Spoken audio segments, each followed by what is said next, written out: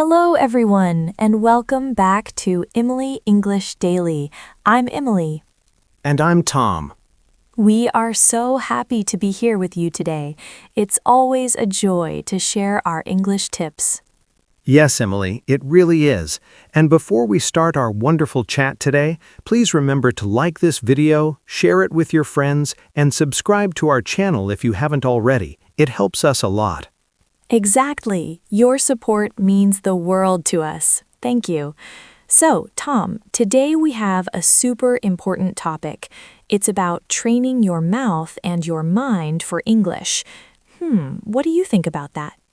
Oh, Emily, I love this topic. It's something many people ask us about. They say, Tom, I understand English, I can read it, I can listen to it, but I can't speak. Yes, exactly. It's a very common problem. Many people understand English very well, right? They know a lot of words, they understand movies, songs, but when it's time to speak, it feels difficult. Why do you think that happens, Tom? That's a great question, Emily. I think it's because they don't train their mouth. It's like knowing how to drive a car from a book, but never actually sitting in the car and driving. Your brain knows, but your body doesn't have the practice. Yes, it's like your brain knows the answer, but your mouth doesn't want to say it. It feels stuck, maybe. Yes, stuck, or maybe shy or just slow. Our mouths are used to speaking our first language, right? So speaking English needs special practice. That's a wonderful point, Tom. Our mouths are muscles in a way, not like arm muscles, but they need training. Yes, exactly like going to the gym. Think about it. If you want strong arms, you go to the gym and lift weights, right? You don't just think about lifting weights, you do it. That's a good example. And you don't go to the gym once and have big muscles, right? It takes time and regular practice. Exactly. The same is true for your mouth muscles when you speak English. You need to train them to make the sounds, to make the words flow naturally. When you start, it might feel strange, a little bit stiff, but with practice, it becomes easy. So, if someone knows many words but can't speak, it's not because they are not smart, right? It's because their mouth simply hasn't had enough practice. It's a physical thing almost. Yes, it is. It's not about intelligence, it's about muscle memory. Your mouth needs to remember how to form the English sounds. It's about making the sounds natural for your mouth. Wow, that makes so much sense. So, what's a good way to start this mouth training, Tom? Any special techniques? Oh, absolutely, Emily. One of my favorite techniques and a very effective one is called shadowing. Have you heard of it? Shadowing. I think I know what it is. Is it like following a shadow?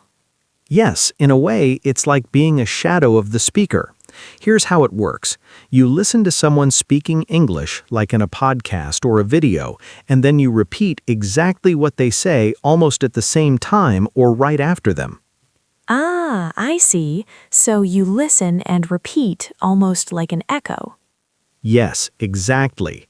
You try to copy their pronunciation, their intonation, their rhythm.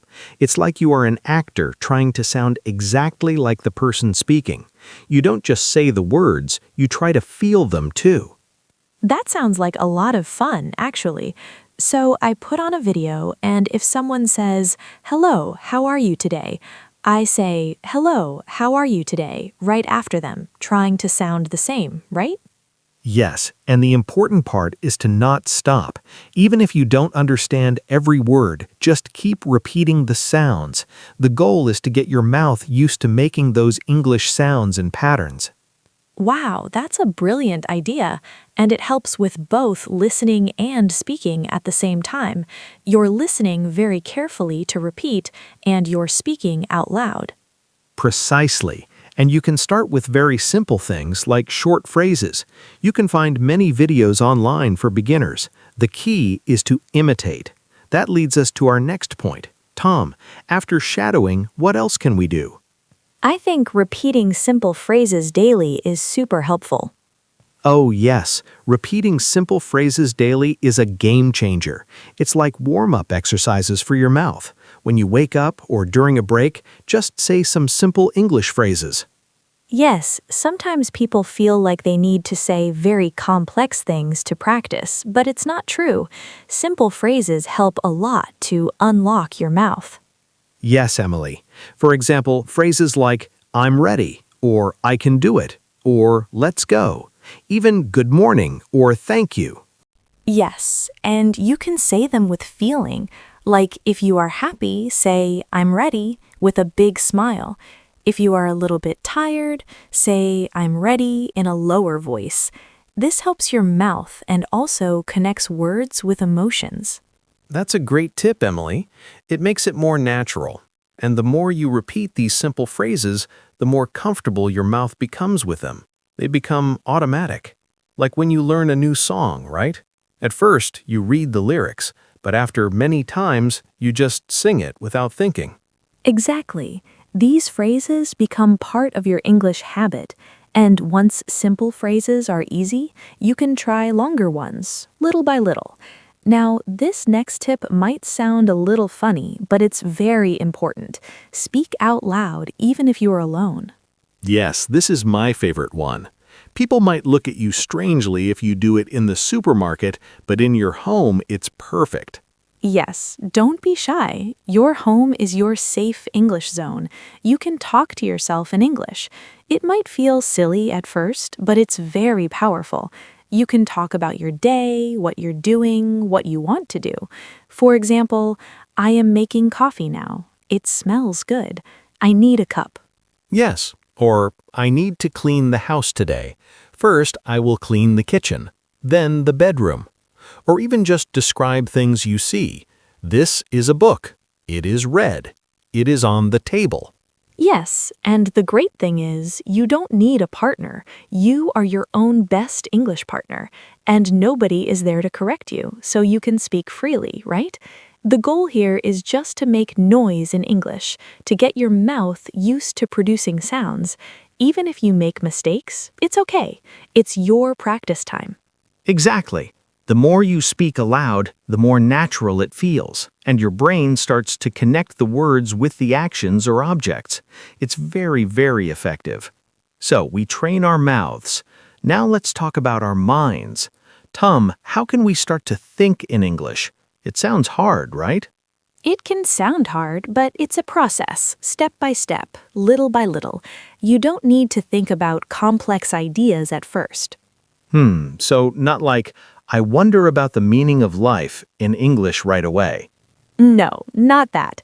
Start with simple words. When you see a glass of water, think water. When you feel hungry, think I'm hungry. When you feel cold, think it's cold. Ah, I see. So instead of thinking the word in my first language and then translating it to English, I just try to think directly in English. Yes, and it's okay if you don't know all the words. Just use the words you know, and little by little you can try to think in simple phrases, like, I need to go to the store, or the weather is nice today. Wow, this seems very helpful because sometimes when we speak, we are translating in our heads, right? And that makes us slow. Exactly. When you start to think in English, it changes your fluency. Your brain starts to work directly in English without the extra step of translation. It's like a superhighway for your thoughts. That's a great image, a super highway. So start small with single words, then simple phrases, and don't pressure yourself to be perfect. Never. Just try. Every little bit helps, and you will feel your brain changing, becoming more English. So we are training our mouths, we are training our minds. What else can we do to make English a natural part of our lives, Tom? Ooh, this is fun. You need to make English part of your daily life. It's not just a subject you study, it's a language you live. Yes, so instead of just studying for an hour, how can we bring English into our normal day? Well, there are many ways. You can use apps for learning English, right? Just for a few minutes while you are on the bus. Yes, and videos. Watch short videos in English, maybe a simple cartoon or a news report for beginners. Even with subtitles in English, it helps. Absolutely. And audios. Listen to English music or simple English stories. And of course, podcasts like ours. Yes, like ours. Listen to us while you are cooking or walking or cleaning. The more you involve English in your day, the faster your progress will be. It's about immersion, Emily. Even if you are not in an English-speaking country, you can create your own English environment at home. Change your phone language to English. Read short news articles in English. Look at English memes. Wow, memes. Yes, that's a fun way. It doesn't feel like studying, but you are learning words and expressions. Exactly.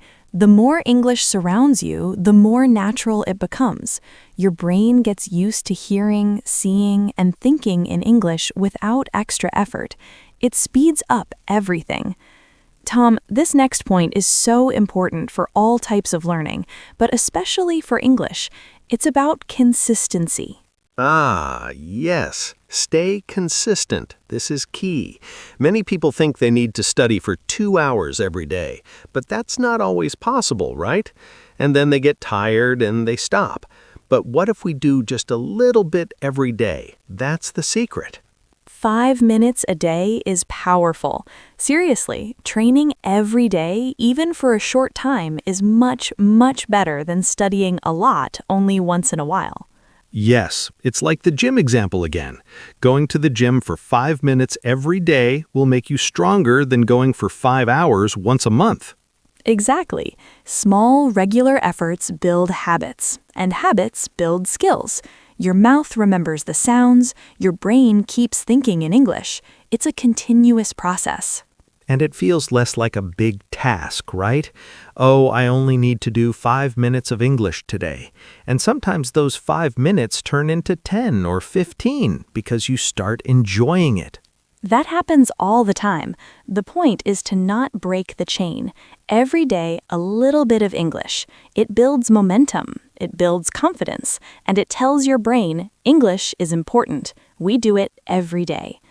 Now, this is a beautiful point, Tom, and very important for our confidence. It's about celebrating your voice.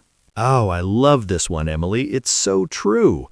Your voice in English is important. It's your voice. Yes, many people wait to start speaking until they think they are perfect.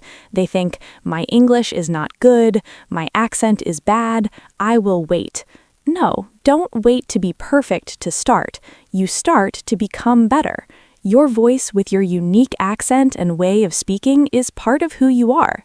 Exactly. Be proud of your voice. When you speak English, you are communicating, and that's what matters most. Don't worry about being perfect, worry about being understood. And understood is easy even with a little accent. Yes, embrace your accent. It shows where you are from, and it's unique. The goal is clear communication, not to sound like a native speaker from a specific country. And when you celebrate your voice, you feel more confident. You feel good about speaking. And when you feel good, you speak more. It's a wonderful cycle. It truly is. So next time you speak English, whether it's to yourself or to a friend, just smile and say, "This is my voice. I am speaking English." Tom, this last point connects everything we talked about today, and it's very powerful. It's your brain will follow your mouth. Wow, Emily, that's a deep thought. Can you explain more? Yes, many times we think we need to know everything perfectly in our heads before we can speak, but it's the opposite. So you mean when you speak, your brain actually learns faster? Yes, exactly. When you use your mouth to form words, to make sounds, to create sentences, your brain is working in a very active way. It's not just receiving information, it's producing it. Ah, I see. So the act of speaking is a powerful learning tool in itself. It's not just showing what you know, it's helping you know more. Precisely. The fluency is born in the practice. It's not born in just reading a book or listening to a podcast. Those are important, yes, but the speaking part makes it real for your brain. So by forcing your mouth to speak, even if it feels difficult at first, your brain quickly catches up and starts to make connections. It's like, oh, we're doing this. I need to help. Yes, it's like your brain is saying, okay, mouth, you are speaking English. I need to give you the words, the grammar, the correct pronunciation quickly. It creates a strong link between sound, meaning, and action. Wow, that's very inspiring. So don't wait for your brain to be perfect. Start speaking, and your brain will get there faster. Yes, exactly. The more you speak, the more natural it becomes, and the more your brain adapts to thinking and communicating directly in English. It's a beautiful process. Well, Emily, this has been such an amazing episode. I hope everyone learned a lot about training their mouth and mind. Me too, Tom. It's all about practice and consistency. You can do it. Yes, you can. And remember, everyone, please subscribe to Emily English Daily if you haven't yet, and share this episode with your friends who are learning English. It can help them a lot. And also leave us a comment below. Tell us what is one simple English phrase you will start repeating daily. We want to know. Yes, we love reading your comments. Thank you so much for joining us today. See you next time on Emily English Daily. Bye-bye. Bye, everyone. Keep practicing.